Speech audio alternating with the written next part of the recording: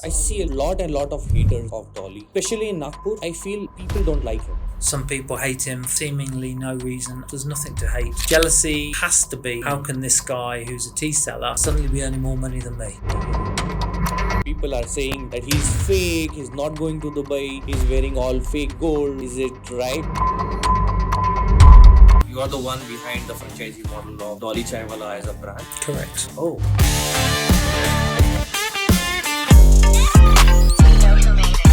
3,000 requests for franchise came in, I think it was 48 hours. Oh. That guy's got a very sharp brain, street smart, very good brain, very surprising actually to me. A lot of people on social media, they'll say it's all because he met Bill Gates. The reason he was put in the position to be in front of Bill Gates was because... Why are you in India? And that too in my city, Nagpur. I'm from a fairly poor family in England. I started lots and lots of businesses. I'm 56 years old now. One of the really interesting businesses that I started that has gone extremely well is called Body Power. Specifically in Nagpur, I came to do a government job. Interesting. Did you learn any Nagpuri slang? Potte. No, Mama. Akade. Oh, Mama, yeah, all those Vanje, things. Yeah. Bhatije. Mama? Yeah. Yeah. I was approached by an actor in India. This particular actor, I didn't know who he was. Turns out he was a real big shot. What are the things that you think people can improve on, or India as a country can improve on? Generally speaking, everything is moving in the right direction. The leader, Modi, is, for me, the best world leader. How does the profit sharing happens in this model? What are 3 things you like about Nagpur? Top 3 cafes. Top 5 places. When did you see Dolly Chaiwala? Top 3 tips for entrepreneurs. What will happen to the gyms which are not under the regulation? Do you think Indians are giving priority to health, fitness?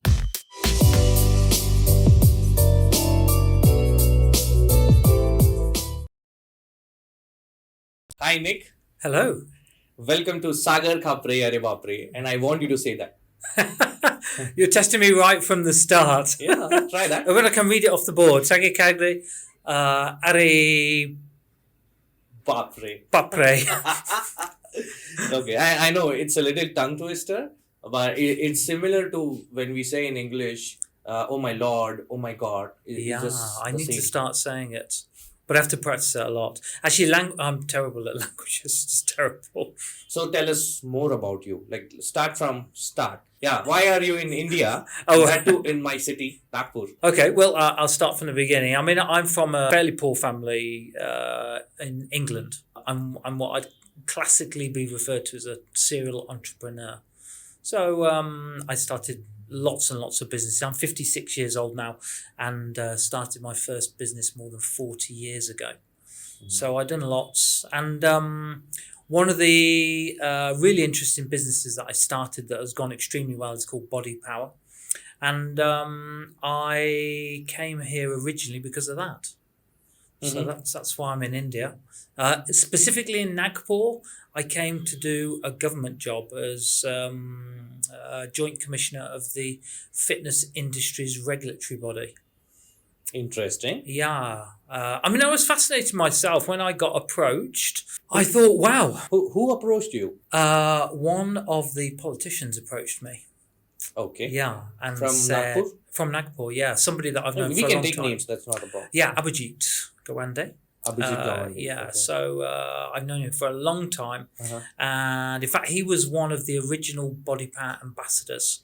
When I first came to India in 2013 with my brand Body Power, he was one of the first people to join. And so it's been a pleasure for me actually to see him grow and develop. And he's always been into politics and now he's much more senior. And he approached me and said, look, the government are putting together this regulatory body for the fitness industry. We'd like you to be a part of it. And that's how it happened. So tell me your role into that body. So it's a regulatory body. You got invited by the government of Maharashtra, obviously. Yeah. And then what is your job there? Well, officially my title is Joint Commissioner. So my role is to put together the guidelines for the regulatory body. So that involves, it's a completely unregulated industry, fitness, which is a big problem actually. I mean, just to give you an example, every day we get more than 1,000 incidents reported from gyms across the country. This is a big problem. And that could be vastly improved by regulation. So the role is to set the regulations for gym trainers, gyms, and suppliers to the industry. They're the three sort of core parameters that I'm tasked to look after. And is it all over Maharashtra, or you cover whole India as well? It's initially Maharashtra, with the aim that it'll be rolled out pan-India. You know, the reason why I was so excited about it is because you rarely get these opportunities in life to be one of the people that is shaping an industry and providing regulations like this. So, you know, for me, when I did get that call, it was like, wow, yeah, I want to do it. It's a voluntary position. I don't claim any expenses. I don't take any pay for it. I mean, fortunately, I'm positioned to do that. And I shifted here. I mean, I was living in Jubilee Hills in Hyderabad. I got a lovely villa there. Life was good. And I thought, well, I've got to shift to Nagpur for it. It's a tier 2 city. I'd been here a few times for shows and competitions. But it was a big shift really. But for me, it was worth doing. And obviously I'm here now. I want to take a step back. Like you said, you were invited to regulatory body in this particular as a joint commissioner. Obviously, you had some experience into your previous business, which is body power, right? Yeah. So tell us something more about it. Like, what are the regulations, or tell some examples of regulations which are violated generally by gyms, trainers, fitness people? The main things would be, for example, anybody can start a gym. Correct. Literally anybody. That's not a good thing. You know, if we look at the medical industry, if you want to start a pharmacy, you have to be a pharmacist. And that is very sensible, actually. And the same isn't the case with fitness. Anyone can start a fitness centre. And that's not a good thing. You should have some training. So the regulations will, when they become mandatory, will mean that you have to be a fitness professional to start or run a gym. It's a big thing, and I think it's very important. If I look at the supplier industry to fitness, major problems. It's a industry which is very much suffering because of deregulation or unregulation. So, for example, with supplements, protein supplements, there's no regulation on it, and so we've got a situation where there's lots of fakes. There's no real accountability of the companies on what they're providing to the industry. That's not good. Again, if I were to look at the medical industry, and I'm from the pharmaceutical industry, by the way, so I know it very well. That industry is very tightly regulated, as it should be. We're putting these products into our body. But with fitness, it's not the same. So that's a problem, and it needs to be addressed. And the regulations that I want to put into place will help everybody in the fitness market. So those bona fide, authentic suppliers of products to fitness professionals and to public, they will benefit massively. And those that are providing fake products, that can't provide the right paperwork and are not supplying authentic products, they'll not be able to supply, at least as easily. It'll be much more difficult for them. It's long overdue, and it's an important step. But I guess the most important thing is the safety of citizens. So, this is the number one priority of the regulatory body and, of course, of the government. It's the safety of citizens. And so, as I said earlier, there's more than 1,000 incidents every day in gyms. It's a major problem. Give us 3 major problems and 3 regulations that you guys are planning. So every gym trainer will have to undergo specific CPR and first aid training. That's the regulation I'm pushing very hard for, because I truly believe that is extremely important. If somebody were to suffer an incident in a gym, a trainer should be suitably qualified to treat that person before they're taken to hospital. First aid and CPR? First aid, CPR. That's number one priority for me. Secondly, reduce the number of fake products in the market. That will be done by regulation. It'll be much harder for them to do that. Thirdly, as I said, gyms should only be operated by fitness professionals. It's not an industry which should just be entered into to make money. This is a very important thing that we're doing in fitness. We're trying to improve fitness and health of people. And so fitness professionals should be in charge of that. How about this? Like, let's say I'm a businessman. I want to put some money into, I mean, people do that, what I'm talking about. So I am a businessman. I want to start a gym. Obviously, I'm not a fitness professional. Yeah. I will keep some professionals in my gym. Will that work out? Yeah, that'll work out. As long as the person that's in charge of running that gym is a fitness professional, trained by an authorized body. So what is that authorized body? Is there already a body which needs somebody needs a certification from them, or it's in the plan and it's gonna come? It's in the plan. It's called the Fitness Federation of India. Okay. Everything will be run through that federation. That will govern who is authorized to give the training. Actually, we have some really good training academies in the country already, but we also have no regulation. So anybody can train fitness trainers. And as you might have seen, there's lots of AI coaches saying, take my AI course to learn how to give someone a diet, which is... Yeah, learn at home, do the training at home. I had a podcast last time where we spoke about this. Right. Like the trainer that we had, he spoke about the training cannot be done at home. You have to meet a professional. His whole thing was about you need a professional. Otherwise, you're going to do things wrong. Absolutely. Those things really require regulation. And that's the purpose of the regulatory body. So it's a really good thing. And BJP that approached me, I'm not a political person, but I have to say, for decades I've lobbied governments to try and get this sort of thing in different countries. It's very difficult to get politicians to listen. But, one of the great things I've found about India, and particularly this party, is they actually genuinely are concerned. There's lots of negatives said about politicians. My experience is these people are genuinely concerned and want to do something about it. And, they approached me because, I have a huge amount of interest globally. So I think it's a very good thing that they're doing, and I'm very happy to help. How many hours you have to give in a day for this particular body, regulatory body, or it's voluntary? You're called on a particular meeting where you guys discuss, or it's a day-to-day job? Voluntary, and the other members of the team do most of the legwork. For me, it's an advisory role. Now I've been doing that for 1 year. It was pretty much 12 months ago when I started. All the regulations are written, so I've done it.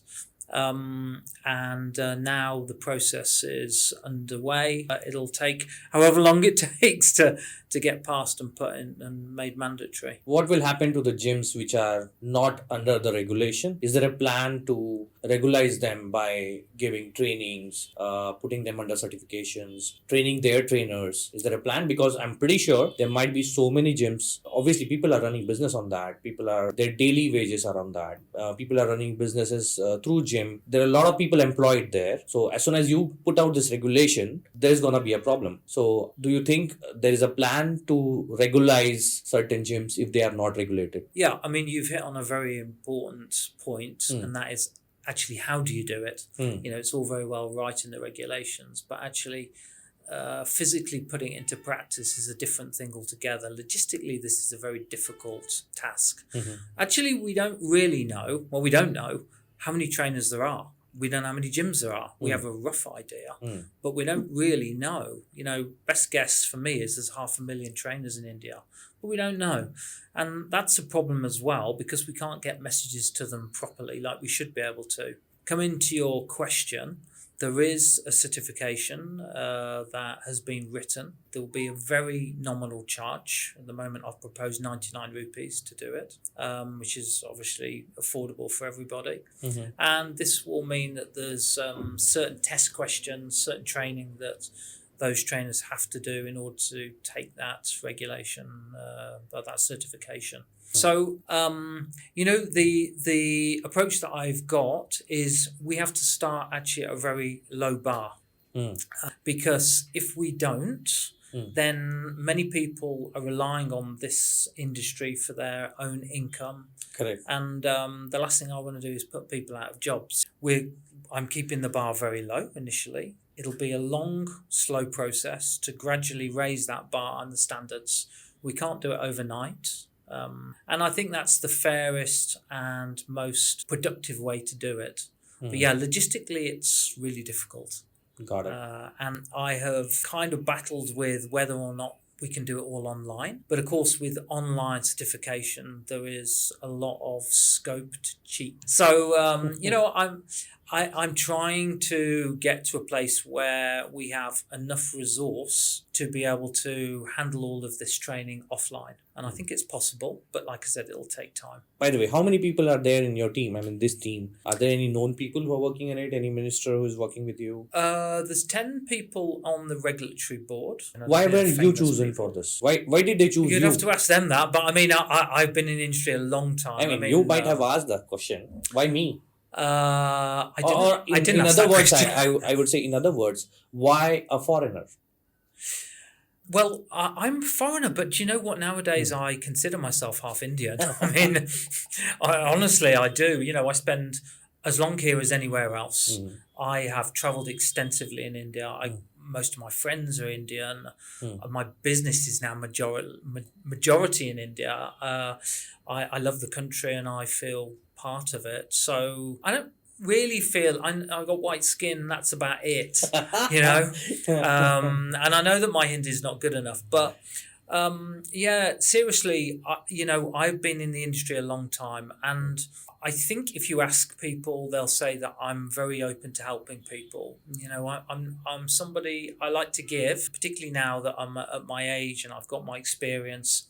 I enjoy helping other people. It's a good feeling for me. So Abhijit, who ultimately called me, he said, we want you because of what you've done. And the certificate that I got was very nice from the governor of Maharashtra to appoint me.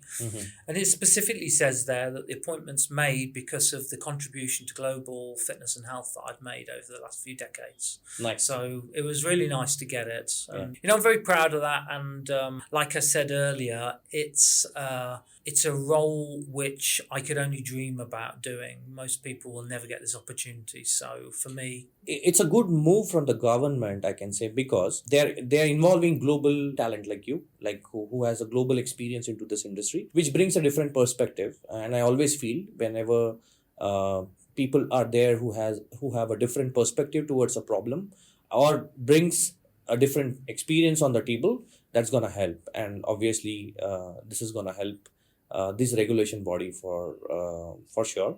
And all the best for the future regulations. And it's a funny thing because multiple people have said to me, the politicians, they'll just use you and they'll drop you when they don't need you. And I'm like, I'm not here to gain anything, actually. I'm giving. If they don't find what I'm doing useful, then yeah, drop me. No problem. I have no problem with that.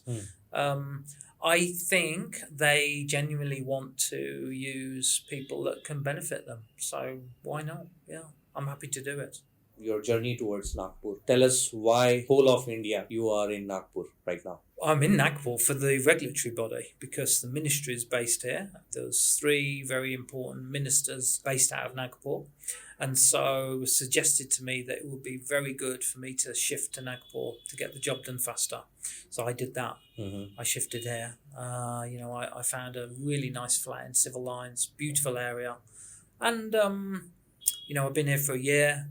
I love the city. I mean, I really love it. It's become a home for me. I found that people are extremely welcoming. I've been able to form a nice circle of friends, which is much harder in bigger cities. Here, it's been very easy. And that's why I'm in Nagpur, and I very much like the city. Okay. So apart from, as you said, the regulatory part or the advisory board you're part of, that's not your main work here or main job or main business. What else you do? So I've still got Body Power, so I'm still involved in Body Power. I've got multiple other investments that I've got. I'm in lots of business. I can do it mainly remotely, phone calls, WhatsApp, emails. And then while I've been here, I was fortunate enough, purely by chance, My flat is at the end of the road where Dolly Chaiwala's tapri is. Oh, So I walk past it, run past it on a daily basis, started to get to know those guys. They're very nice. And then one of my colleagues, same person, Abhijit, who I mentioned to you earlier, he said, he's not doing a franchise. And I said, what? And I said, I'm a which year you're talking about? Which year you saw this? Like, this is like, he said that to me about 6 months ago. And I thought, that's a good idea. And then I forgot about it. So when did you walk past Dolly first time? What was your first interaction? When did you see Dolly Chaiwala? About a year ago. A year ago. A year ago, yeah. When I first moved in here. Because literally it's at the end of the road. So it's difficult to miss, actually. And of course, he's difficult to miss. There's a crowd of people around him. It's easy to think, who's that? Right. And I got to know. He was really nice. Right. Yeah. And so Abhijit had said to me, he's not got a franchise.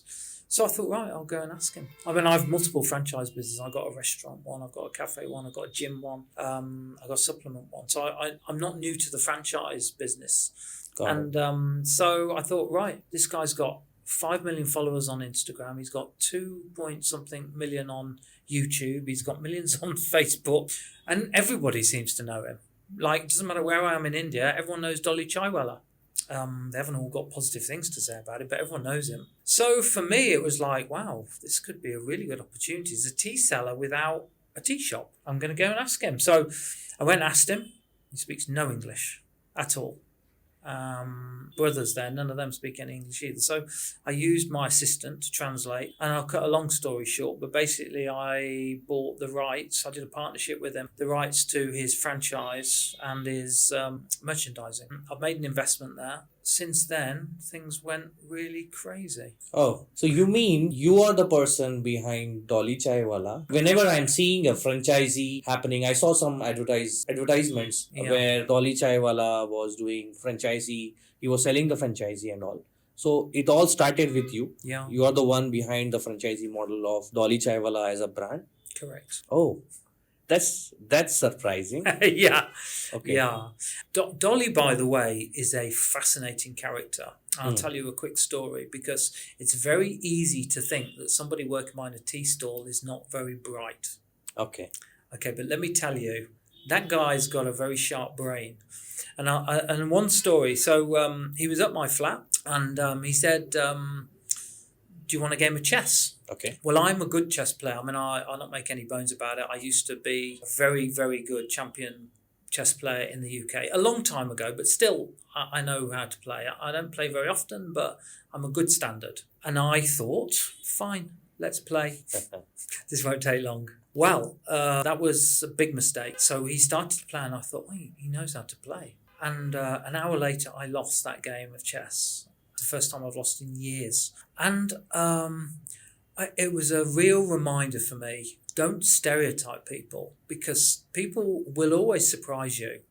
This is a smart guy, not an intellect, street smart, yes. Very good brain, very surprising actually to me. How do I trust you on this? I mean, you can play me in chess if you want. You might be saying this for the publicity of the brand that he is good in chess. Maybe he doesn't need any publicity from me. Okay. I mean, like he's, we put out that first post about a franchise, and the form that people had to fill in was long, 25 questions, lots of detailed questions. 3,000 requests for franchise came in I think it was 48 hours. Oh. He does not need any promo from me, trust me. No, I would like to play and see it myself. Yeah, do you play chess? Yeah, okay. I do. Let's set a game up with Dolly. Sure. So I've played him 3 times now. I lost twice and drawn once. Okay. Yeah, I can't beat Lost him. twice and drawn once. Yeah. And every game's gone to over an hour. Oh my God. Yeah, he's good. So it's quite frustrating that I keep losing. Tell me more about Dolly. Like how is he and what is your perception about him? He's a very different character to me. He's had a different upbringing in many ways, but similar in many ways as well. So I told you before, I'm self-made. No one gave me any handouts, and I'm a battle bruised kind of entrepreneur. I work really hard to achieve things. I'm not naturally gifted. I have to work at it. And what I see in him is somebody that battled for 20 years on a stall in all weathers, getting abused by a lot of people because of his looks or his flamboyant nature. Never giving up, not bothered about the negativity that he gets. I love one saying, I use it all the time: you make your own luck in life. You make it yourself. What you do will, ultimately dictate what's going to happen to you. And for, a lot of people on social media, they'll say, oh, yeah, it's all because he met Bill Gates. Well, yeah, Bill Gates was definitely a big catalyst for him. But, before he met Bill Gates, he'd got a 7 lakh following on social media. Like, he wasn't a nobody. He was famous then already. Yeah. Not as famous. But the reason he was put in the position to be in front of Bill Gates was because he was already famous and people knew about his flamboyant nature and his great tea. So I kind of draw similarities with him. I mean, we are very different in many ways, but very similar in many ways. Working with him can be challenging because, not least because of the communication issue. Everything's done through translator. So it's very frustrating to me sometimes that I can't explain what I want to happen exactly as I want to explain it. That's okay, and it's a learning experience. Again, challenge for me to be able to deal with a business partner that we speak different languages. So, but he's a very interesting character. Some people say that he's just an internet meme, not a brand. I've seen that a lot. Being with business, you being with different businesses, how are you going to make him a brand? Well, I would argue all day and night he's already a brand. I can go anywhere in India and say, do you know Dolly Chaiwala? And they will say yes. Well, if that isn't brand power, I don't know what is, Again, the internet sensation thing. So people say it will wear off. Well, it's nearly 2 years since he met Bill Gates. Mm-hmm. So it's not like it's an overnight thing. 2 years later, he's still up there. It's not like a 3-month he got famous. And you wouldn't believe some of the offers he's getting. I mean, I can't tell you what they are, but like every day, getting offers, corporates, movies, interviews, you name it. So I think the Dolly Chaiwala brand is absolutely a brand. It's sure it's an internet-based one at the moment. Like I say, if you go anywhere in the country, they know who Dolly Chaiwala is. That's powerful. But you think there was some simplicity in him earlier when we used to see him on internet or we visit them. So there was simplicity in him. But now when we see him, he wears a lot of gold. His aura has changed. He visits a lot of he mostly I see him in Dubai doing some brands and publicity about it. So what has changed in him? I don't know. I don't know. I didn't know him before. I mean, all I know of him is now. Okay. And who can blame a guy for bettering himself, making money, and he loves gold, so he spends it on gold and cars and going to Dubai. What's wrong with that? That's the trappings of success. I mean, you're allowed to be able to indulge in things and enjoy the success that you've earned. No one should really stop people doing that. And I don't like that criticism of him because I think, well, hold on, he's earned it. He's earned it. So what's the problem? And the other thing, of course, is about the degrees. I mean, so many people, these ridiculous comments like, "I'll burn my degree." Burn it then. There's two ways of looking at it. What one is a degree is a piece of paper. It's what you do with it. So if you don't do anything with it, don't expect to do better than anybody else. Why would you? But the main thing I'd say is this guy wasn't lucky enough to have an education. He wasn't lucky enough. Like, you're lucky. Yep. You got an education. Don't hate somebody who wasn't lucky enough to get what you got. So I think that education stuff is just ridiculous, really. But the local Nagpurians, I speak a lot to them. I was thinking to have a podcast with Dolly. Obviously, he is the famous figure from Nagpur, and I'm very proud of him. But there are locals from Nagpur who feels that he has gone too commercial and he has forgotten the roots, the main roots that he started from. And he has gotten a lot of attitude. He doesn't come to the tapri. He doesn't speak to anyone. He's always on the go, doing only advertisements. Well, I What do you can think tell you about it? that's nonsense. Okay. It's absolute nonsense because whenever he's in town, he goes to that tapri. Most evenings you'll find him there serving tea, taking pictures with people. I have witnessed him. He loves to do it. There's no manner of him saying, "Oh, I can't be bothered to speak to the people." Nonsense. That is not what he's like at all. In fact, he's still very passionate. He loves to make tea. I'll tell you a funny story. We hold a lot of meetings at my flat because it's just easy and he doesn't get bothered by people asking for photos when we try and have a meeting, which is important, of course. So, he makes the tea. It's not like he's this super celeb that won't get his hands dirty and make tea. He makes the tea. And he's also trained my staff to make better tea. He's a lovely person, actually. He's very giving, and I see a very caring person. I don't see any of this. He's arrogant or anything like that. There are many videos. There are many people talk about like he being very rude, arrogant. Even on the chai tapri, he has spoken very arrogantly to many folks. What is your take on that? Like, have you seen him doing that anytime, or they are just people talking nonsense? I haven't seen that. I have seen that people say that. I suspect when he first got fame, maybe he did do that. I suspect, but you make mistakes. What I see now is somebody that doesn't do that. I seen one thing that I thought, oh, okay. Somebody basically pushed in the queue and said, "I want a picture," and it was pretty rude. Dolly was very rude back, and I thought, fair enough. There's a queue of people waiting. Don't let him push in. He actually said to the guy, "You'll wait an hour now." Okay. So you could perceive that as he was rude to the guy, but he was trying to be. One, he was trying to say, "Don't do that," and two, he was being nice to the people that were queuing up to see him. So I don't see that side I of see him a lot of haters of Dolly. Yeah.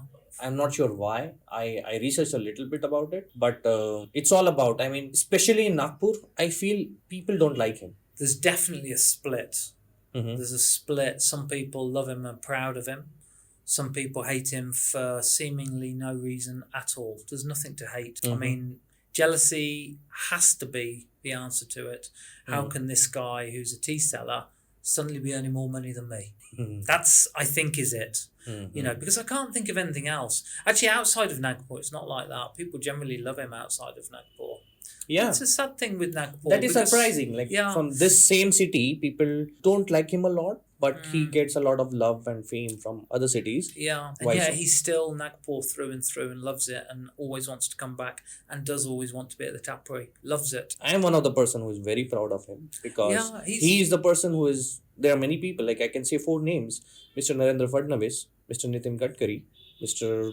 Bhavan Kureji, and there are many other folks, and he's one of them because of which people know Nagpur. Yeah. Haldiram is one of them. He should be put up on a big poster and used to promote Nagpur. That's what he should be. Nagpur should be really proud of this guy. And it's not only India. This guy's famous around the world. So I know that because I put out posts saying we'll do the franchise in different countries. I had hundreds of responses from the UK, from France, from Brazil, from Canada, America, UAE. This guy's known everywhere. They're all Indians living there. Right. But he's a great brand ambassador. I have seen some comments on the videos where people are making videos about him, that he's fake, he's not going to Dubai, he's wearing all fake gold. Is it right? Can you tell us the real story? No, he's going there. He's going the exact date soon. He's going back there over there. And he'll be away for a week. It's a problem for me because, of course, I want him here as much as possible. So, no, he absolutely is going over there. He's absolutely wearing gold. It takes him a long time to get ready because he's very into his presentation. He loves clothes. He loves jewelry. Some people say he's self-obsessed. Yeah, maybe. What's wrong with that? Self-obsessed is kind of a negative thing. He definitely is very particular about how he dresses, what he dresses in, his style. I'll tell you a funny story, actually. I was at Zudio and I was just buying some clothes. I mean, I'm not into fashion at all, so as you can probably tell, so it's just functional clothes for me. And there were some trousers, and I thought, oh, Dolly will like those. So I bought these like oversized trousers. I thought, oh, they suit Dolly. I gave them to him, and he was like, not in a nasty way, but he's into fashion. Yeah, he is He's fashionable. into fashion. Yes, he is. So I understood then, I'm not into fashion. I don't get it. Like, I'm into cars, bikes. If you give me the wrong bike or the wrong car, I won't want it because it's not my thing. He's into fashion. Nothing wrong. He's one of the person who's famous from Nagpur. He should be a brand of Nagpur as well. Yeah. So what are your plans to overcome this hate? Obviously, he's None young. to overcome Now you have hate. bought the rights. He's your brand. Yeah. So I don't care about are those you gonna haters. do anything about this whole hatred stuff? All the hates he's getting. I'm not going to do anything particular about them, and I can't go around all of them and slap them, No, I guess it's... I mean, something marketing wise. Those people will see what we're doing, Hmm. and they'll either hate it or like it. Nothing I can do about it. I don't really care myself about those people. Sometimes I feel bad that they're saying bad things about Dolly. Dolly himself doesn't care. He cares about people that love him, and he loves them. So I think that will change in time anyway. And, I got lots of plans with him. And in many ways, social media works on the basis that haters actually are quite good. Yeah. So Bad publicity is the publicity. Yeah. So, I mean, what can you do? Tell me about the franchisee. How many franchises are already open? None are open yet. I mean, we only announced it a couple of months ago. So these things take a long time to plan, to build. I mean, obviously nobody knows that until now that I'm the person behind this. So, many comments about, next failure, it's going to be a rip-off, people are going to go bankrupt, all this. So I read those and thought, right, well, you don't know. That's not going to happen. I have a lot of experience in this area, and they take a lot of planning. So, we've done... What phase are you in right now? We're in build phase. So we're building the first outlets in Dolly Square. It's standard model. So we have 3 models. So there's a store, there's a standard store, and there's a flagship store. And people will be very surprised when they see it. It's very nice. It's very nice decor. It's all done about the vibe. It's going to be a really nice place to go, have good tea. How do you make sure the same tea is served, the same taste is served everywhere? It's all about SOPs, so standard operating procedures and Correct. training. Yeah. So, it's easy to do. It needs a big team. It needs a lot of training. That's why it takes a long time to put it in. So, we're in the development stage still. Everything's going to plan. Is this your first franchisee model that you're doing, or are there any other you have done already? You have the experience. Me personally, I know I've done multiple. I mean, I've got a gym chain all around the world. Okay. That's a franchise model. I own some, most are franchised. I've done cafe chain, restaurants, supplements. So I have a lot of experience in this actually. And this is what we call a chefless model. So the secret to running a good franchise is to make it as simple as possible. So, and the tea business is pretty simple. Right. It's pretty simple. So you can make it difficult or you can make it very easy. And there's 3 models. You select your model, you make your investment. Returns are very good. It's a very lucrative business, as most people know. And with the Dolly Chaiwala brand, it's kind of a no-brainer for people. So, like I said earlier, over 3,000 requests for franchises. We are in the process of vetting those people. But mostly because he's internet famous, he's very famous. People go there to meet him, see him, take a selfie with him. Do they really go there for the chai that he serves, or the taste of the chai? So because the question would be that, like when Dolly is not present on your franchisee, you give a franchisee to X person. Let's say I open one franchisee, which is called as Dolly Chaiwala, and I serve the tea. Yeah. Why are they gonna come there? But that's how brands work. That's brand, right? So brands work on brand power. So that if a brand's got pull, then that's why you use it. So why would you go to any tea shop I mean, it's the same thing. Mm. I mean, the beauty of Dolly and the exposure he gives franchisees is that people will know it's there. And that's all it does, actually. Mm. Then, of course, you've got to have really good product, really good service, and good prices. And if the vibe's good and the marketing's good, well, you've got a successful formula. So it's not like we need Dolly at every outlet to bring people in. Although Dolly will be at every opening. You know, he's committed to that. So, you know, he likes the thought of that. So he'll go to the opening, he'll do an opening event, and then my team take over with the marketing, the support, and that's how brands work. And I could give you multiple examples of brands that are people-led, where that person doesn't have to be everywhere. You know, one of my favourite entrepreneurs, I don't know if you know Richard Branson, he's my favourite entrepreneur, multi-billionaire. He was the face of, so his brand is Virgin. It's actually not so big in India, so you might not have heard of him. The phone. Phones, finance, banking, airlines. Virgin was there here for some time. Yeah. So he's the face of it. Got it. But he's not at the bank waiting for you to go there. You know, with the Dolly Chaiwala brand, it's a franchise model. The beauty is that, you know, for investors that want something that's very simple for them to operate, this is the thing. And they have got the comfort of knowing that there's a massive brand that can just create huge awareness behind them and a big team that's really experienced. It's a very safe bet for somebody that wants to make an investment into a franchise. And you can invest from 5.5 lakh right up to 38 lakh. So there's 3 different models. The returns on that are really good. So within 12 months, you get your investment back. How much is the price you said? 5.5 for the 5.5 for the stall, basic for the stall. This is the full investment. You get everything. Around 15 to 20. What do we get lakh. in 5.5 lakhs? That's for the stall. So you get a full working stall with all the bells and whistles and everything that goes with it, and support package. 15 to 20 lakh, you get a standard store. That's what I'm building at the moment for the first one, Padoli Square in Nagpur. Standard store looks beautiful, actually. I mean, you'll be amazed by the design of it. You know, in terms of marketing, we've got Thursday evening of the Dolly Tea Raves. So every Thursday night there's a tea rave.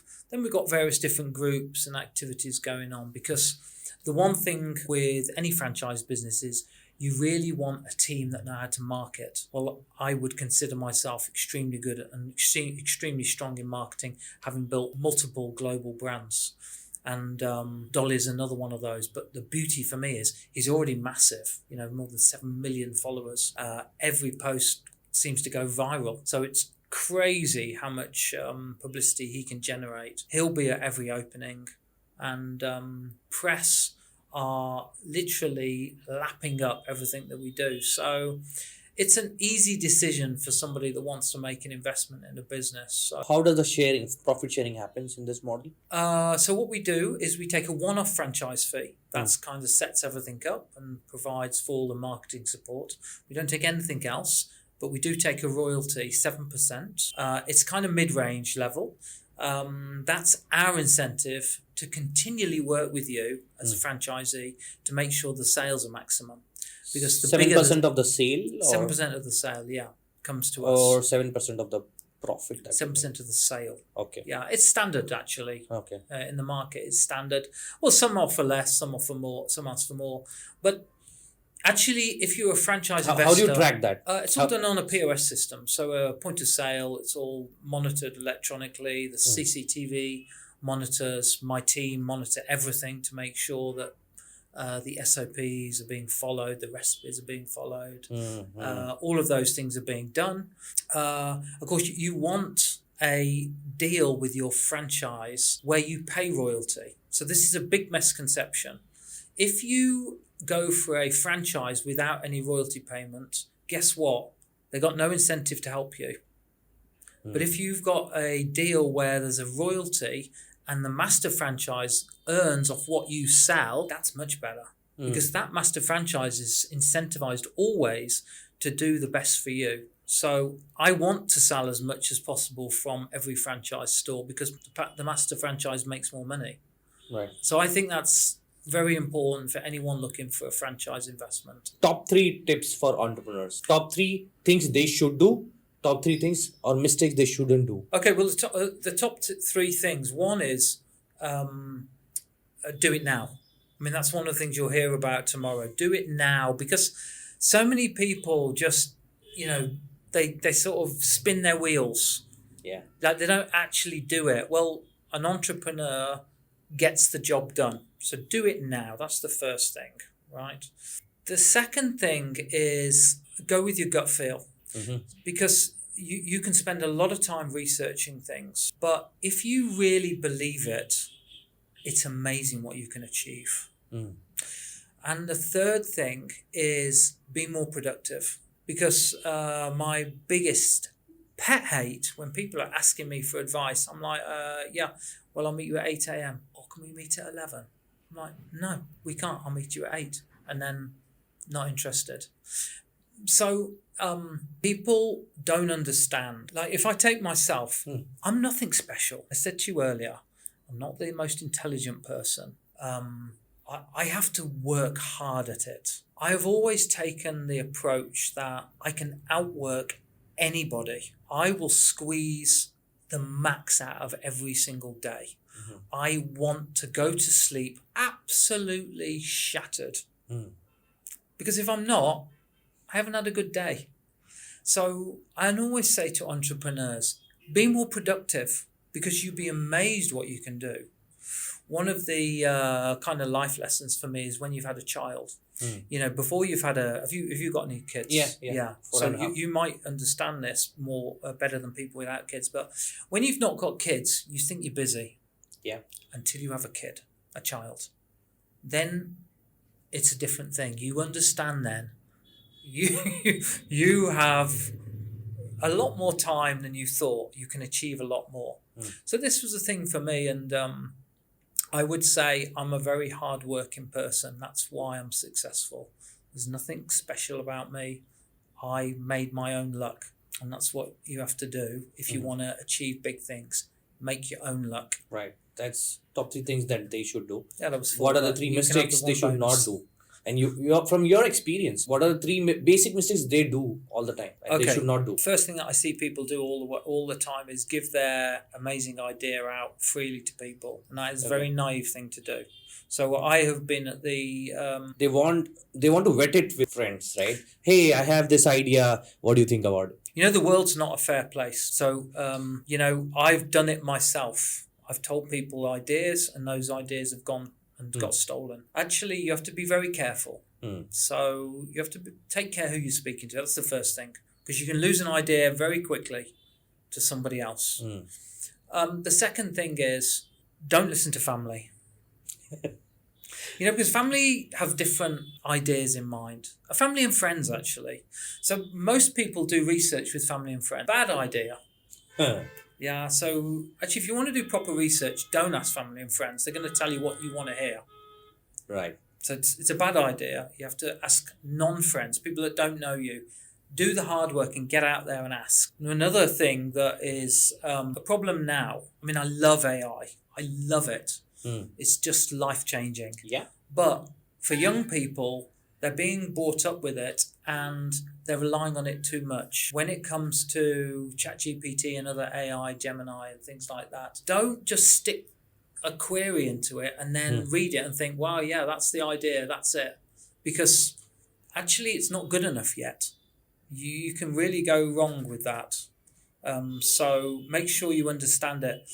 Fourth thing, if you're not good at math, get someone who is, because so many entrepreneurs don't work out the finances. I'm amazed constantly that people can't do arithmetic in their head. If you want to be a really good entrepreneur, you have to be able to understand the deal there and then. You can't get your calculator out in front in a meeting. You need to be able to calculate.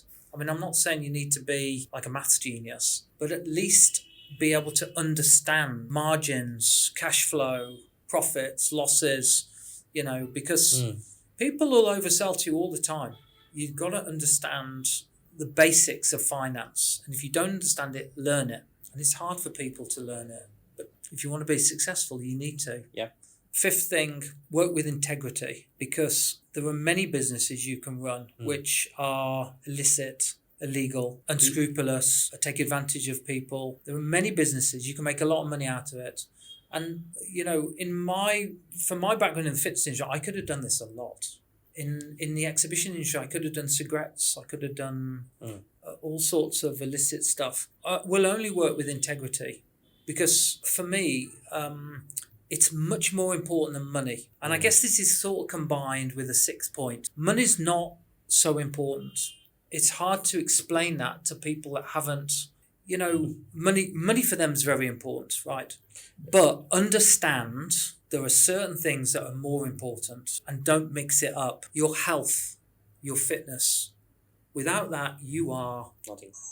Yeah. Thanks for those advice on the entrepreneurs. I wish you all the best for the entrepreneur circle. I hope more and more people join you on that. One thing I want to ask about Nagpur, like how is Nagpur treating you? Really well. Yeah. Did you learn any Nagpuri slang? None that I can repeat here. Potte, No, Mama, all those things. Vanje, Yeah. Batije. I kind of got a lot of the slang words, but my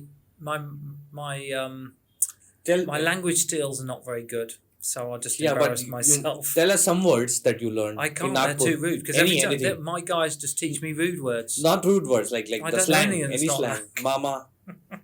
Mama. Yeah. Have you heard? Heard about Mama? Yeah. Mama, Bhanje, Yeah. Batije. Yeah. Actually, I understand quite a lot, but I find it very difficult speaking it. Like I said, I'm not very good at languages, so yeah. Potte kya kar rahe re Nagpur ke? All those things, all slangs. Well, they actually, one of the videos, the guys were laughing, saying, "Oh, do a video of you listening to this." So I was like, "Yeah," and they were all laughing. And I said, "Oh, can we post it?" I was like, "Yeah, sure." And then loads of comments saying, "Nick, it's very abusive." Moving on to Nagpur's life, I heard that you're doing an entrepreneur circle in Nagpur. Yeah. And are you interested in investing in new businesses which are going up in Nagpur, or any entrepreneur who is looking for investor? Are you one of them? Yeah. Well, let me just tell you a little background. So my team have been telling me for a whole year, start a page called Nagpur Ka Nick, and I didn't have time really, and then a couple of weeks ago I thought, right, I'll do it. So I started, and I've got a really good response from Nagpurians. It's been really nice. I found you there. Oh, did you? Yeah. So so many people have come to me with nice offers. Take me around the city, come here, come there. Very nice, actually. I feel very kind of special, really, that people have been so nice to me. And I have been asked a lot from local entrepreneurs about, can I help them in some way? Can I invest? Advice here, advice there. So I've done them in the past, but I decided to start the Entrepreneur Circle. And so I put that out, and I got 60 people want to come. So the first one is on this Thursday night at 8 p.m. and it's going to be me leading the first one. I'm going to, I think the title is something along, how did I get the first $10 million? Something like that. So I'm going to talk a bit about that and how I did that. And then there's a few other things on the agenda that will be quite interesting. 20% of the people that have responded are investors, interestingly. So I would expect 5 to 10 people who are looking specifically for investors. You asked me, am I an investor? Yeah, I invest in lots of things. And I'm very interested in grassroots startups. That's what I particularly like. So I am interested in investing, but more than anything, I'm interested in helping. I know it sounds a real cliche, but actually, I'm 56 years old. I've done a lot. I've done a lot of business. I've learned a lot, and I didn't get a lot of help myself. So now I really enjoy helping people. So this will be a good way. You said you got 60 registrations. Yeah. Do you think if I do an entrepreneur circle, or any person who do, he's gonna get that? I don't know. Do you think the perception of having a foreign person doing that, people easily think that you are gonna put some dollars into it or pounds into it and gonna help them grow somewhere? Is that a perception? You're Do you so think? skeptical. No, I this mean, is the look, truth. People look at like that way. In that way, people actually look at you in that way. Do you feel people look at you that way? well, I mean, there's a couple of things. Firstly, in Nagpur, I'm stared at a lot because there's very few foreigners here, So I think it's getting less now as people have recognised me more. But, I get stared at because I'm a foreigner. Not many foreigners are here. I have an advantage by being a foreigner, absolutely, because people want to talk to me, which is nice. It's good for me. And are people expecting me to invest in their business? Maybe they are. I mean, I am an investor. I invest in lots of things. But like I said, I help people. More than anything, help people. You can ask in the fitness industry. I help many, many people in their fitness journeys. When they're professionals, I do a lot. I spend a lot of my time doing that. Actually, giving back's one of the most valuable things you can do when you've reached a certain age. And to answer your question, would you get the same amount of people? Again, with respect, I understand what you're saying about I'm white, and so people will do that. But I've achieved a lot. I am 56 years old, so I'm not a young man anymore. I have started from nothing, and I have developed multiple multi-million-pound businesses. And so it wasn't really until a couple of years ago that I felt now I'm an expert. Only a couple of years ago. And it's funny, when I was 20, I thought I knew everything. When I got to 30, I realised at 20 I knew nothing. I got to 40 and realised at 30 I knew nothing. When I got to 50, and guess what? I knew nothing when I was 40. Right. But at 50 years old, I kind of thought, I'm pretty good at this. I know what to say. I know what to do. I've seen almost everything. I mean, obviously, I still like to learn. I'm learning every day. But when it comes to young entrepreneurs, I can really add value because I've done it. Right. And I've worked in so many industries. I made lots of mistakes as well. Everything I touch does not go to gold. But that experience is what people, I think, want. I hope want. Some people, of course, will come just because I'm white. Right. But that's not going to get them anywhere, actually. Yeah. You spoke to many people in Nagpur. Yeah. How is the mindset? Do you think people have entrepreneur mindset? Yeah. Business thinking? Yeah, they do. Absolutely. Okay. I mean, that's not just an act. Compare it with other cities now. Yeah, they do. I mean, there's many entrepreneurs here. Do many people meet you and say that, hey, I have this business, would you like to invest? Almost every day, Yeah. I meet somebody. Which areas or industries are coming to you more? Well, I mean, a lot of fitness stuff because obviously I'm known for fitness. But, actually my biggest success would be events. I don't get approached for events much, but, if anyone did their research, I am a very successful events guy. Okay. My biggest sale ever is in the event space. I've developed a very large company. And so, I can give advice on lots of different industries. So, hopefully people turn up. I mean, people say they're going to come. I'm going to turn up. Oh, well, I hope you're there, yeah. What about the language barrier then? You're going to meet people there. You're going to be speaking in English. Yeah. Are you going to keep a translator? No, I don't think so. You said the first session is going to be on my first million, how you made your first million or something. First 10 minutes. Because I asked one of my friend that, hey, I'm gonna go there. Are you interested? He said yes. But dude, how am I gonna speak to him? How am I gonna understand him? He has an accent. I said, don't worry, I'm there. Yeah, I mean, it's a bit of a challenge. Look, what I'll do is when people have turned up, I'll find out how many people can understand me. Many people have said, I'm coming. They're all English speakers. But obviously there'll be some people that don't understand as well. If there's an issue, I have 2 people in my team that are very good translators. I'll use one or both of those people. I can do that for you. Yeah, or you can do it. Yeah. I understand you more now. Yeah, you're speaking very for a long good, time. Yeah. I want you to tell us what are the next steps you're gonna take in Nagpur. Okay, well, obviously, I'm developing the Dolly Chaiwala brand. Hmm. I've also invested in a new company called Friska, which is ice creams, cookies, and desserts. So I'm quite excited about that. It's 3 young guys from Nagpur who approached me about it. I like them. I feel I can trust them. And it's a good business plan. So first store opens in Omkanaga next week, actually.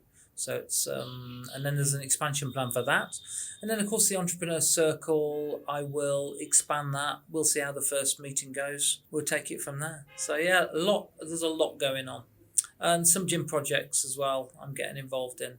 So I always love to do anything with fitness. What do you think about this podcast? You've asked some really good questions. So I would thank you, one, for inviting me on. It's a real honour to be invited. And thank you for asking great questions. You've asked me questions that I'm not always asked, which has made me think. And also, you've drawn out of me some things which I've kind of forgotten about, but I hope kind of help people, and so that's a really good thing. So thanks for doing that. Yeah, you're welcome. I love it. I'm very happy that you're in Nagpur. Luckily we met, and turns out that you are a great entrepreneur, gonna help a lot of people in Nagpur. And I'm the person who is vocal for the locals. I want to make sure that the people from Nagpur are famous. One of them is obviously, he's already famous, Dolly. And I want to let all the audience know that this is not a sponsored podcast. We are not doing any sponsorship with this. We just met. I just saw his video. We met for a coffee, and I thought that he is the best person to talk from a different perspective. He might have different angles to think about. So that's what I have brought in front of you. Lastly, I want you to say Sagar Khapre, Are Bapre. It's Sagar Khapre, Sagar Khapre. Are Bapre. Are Bapre. You have to say it together. Okay, after the Sagar Khapre. Are Bapre. Are Bapre. Are Bapre. You can. You're not going to do outtakes of this. Sagar Khapre. Sagar Khapre. Are Bapre. Are Bapre. Sagar Khapre. Are Bapre. Yes. That's nice. At last.